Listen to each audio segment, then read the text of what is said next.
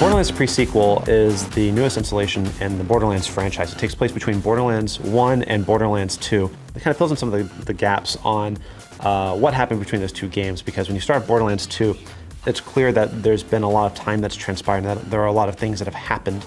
Handsome Jack was like such a fun character. Like, he was this great villain that people love to hate. We kind of wanted to show this evolution of his character, kind of try to tell the story of like a hero's fall from grace. What are the sort of things that could happen that would kind of twist somebody down that path? Handsome Jack is going to kill us all unless you can stop him. Because so far Borderlands has only taken place on Pandora, but now we get to take players to new environments. We get to take them to space. We take you to the moon, which is Elpis, and we're going to take them to Helios, which is that big Hyperion space station that Borderlands 2 you see up in the sky.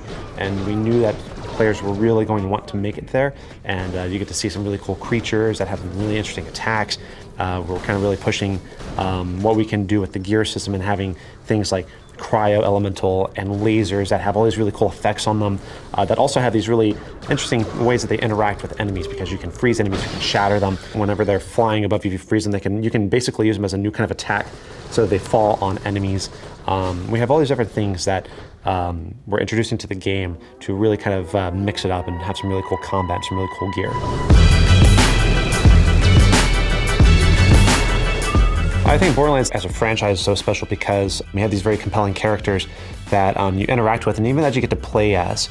And the fans have been really awesome, and they have so many great ideas. We actively go through the forums and look at what people are saying, and we got a lot of feedback on the desire to play as Claptrap. We're like, well, great, we should definitely give this a try. Secret handshake! After the art of the forge of the gate to your Borderlands has always had a real rich history of having lots of particle systems. Everything in the game is driven by a particle system. In the pre-sequel, we're pushing that kind of to another level. We're literally increasing all the particle counts. PhysX is one of those elements that's really going to stand out. There's all these really cool things that NVIDIA is bringing to the table with it. What you'll see that will be dramatically different is the fidelity and the resolution of fluids. It's going to be very interesting. You'll see it splatter on different surfaces, roll around, and then you can take a different weapon like an explosive grenade or even one of the laser type weapons and interact with that. We want you to have this very visual satisfaction from what you're doing, and just having all of these sparks and explosions flying everywhere, and these flames and acid and electricity. It just makes the game look really, really cool, especially whenever you're able to run it on the higher settings. It just really looks rad.